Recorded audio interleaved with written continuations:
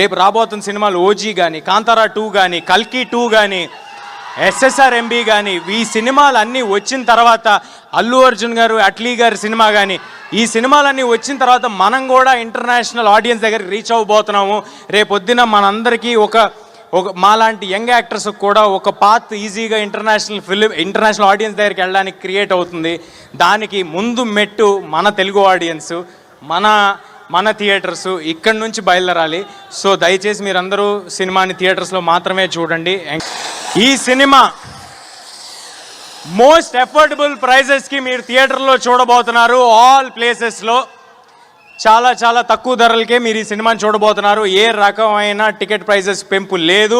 So దానికి encouragement మీరు ఇచ్చి మా ప్రొడ్యూసర్స్ అందరికీ ప్రూవ్ చేయాలి. సో ఇది నేను విశ్వ గారిని ఇబ్బంది పెట్టి, మా డిస్ట్రిబ్యూటర్స్ అందరిని ఇబ్బంది పెట్టి మేము తీసుకున్న కాల్ ఇది.